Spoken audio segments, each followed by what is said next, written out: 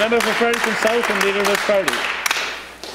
Mr. Speaker, renters need affordable rents, but they're going to be jacked up for the coming winter because the temporary Tory rent cap will vanish New Year's Eve with the year 2022.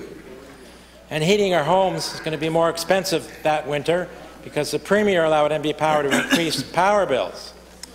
Is the Premier doing anything to make it affordable for New Brunswickers to afford their power bills by financing central heat pumps or helping them replace drafty cold windows? No.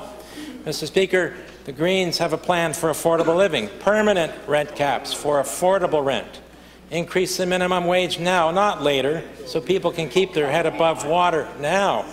Beef up the HST rebate checks with the HST windfall from high gas prices so people who depend on those checks to get by can afford to get by. Mr. Speaker, what's the Premier's plan? What is he waiting for? Why doesn't he tell us and the people of New Brunswick what he plans today? The Honourable the Premier. Well, Mr. Speaker, there's a lot of topics discussed here, so I don't know whether I just pick one.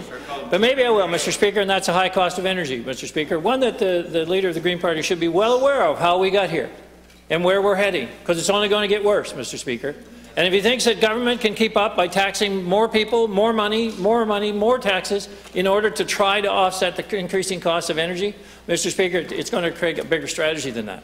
And I know that it's not going to be all about wind and solar. It's going to play a big part, but it's not going to be all about that. So I think, Mr. Speaker, it's time that the Leader of the Green Party came clean of what is his plan for energy costs that are going to go through the roof because there isn't any real plan to deal with it. Well, Mr. Speaker, we are looking for the long haul. We are trying to find a transition where we can actually move into an area that people can afford. But it isn't going to be a continual program, Mr. Speaker, of raising taxes on somebody to pay for somebody else and just keep doing that in a cycle that will never yield the right result, Mr. Speaker. But we will have the plan.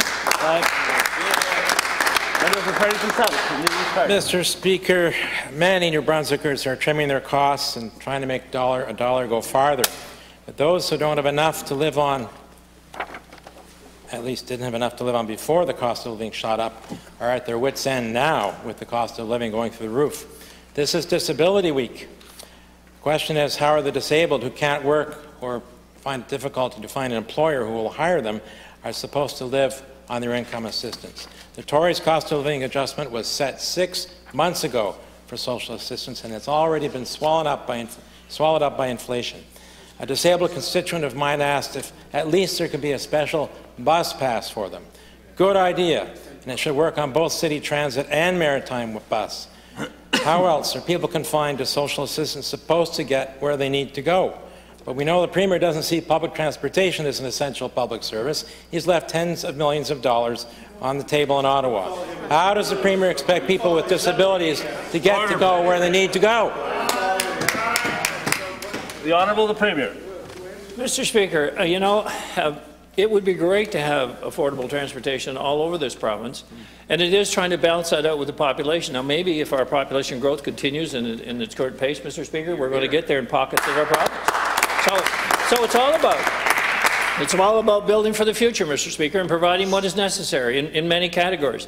But I think if the Leader of the Green Party looks at what we've done in the areas of social assistance, I think, Mr. Speaker, it's been record in that sense as well, in terms of the investments made. And yes, we're into a period here that's uncharted territory with an inflation rate as high as it is. But, Mr. Speaker, we'll continue to meet the challenge of those that need it the most. And yes, we've had a meeting just a week or two ago in relation to working with the disabilities group and understanding their priorities, Mr. Speaker. And we are developing an action, real items that mean something to them about how they can live comfortably in this province. Because, Mr. Speaker, we know the challenges that some face, and it's real, and we need to be responsive. It doesn't mean you can be everything to everybody, but you've got to be something to somebody that really needs it, Mr. Speaker.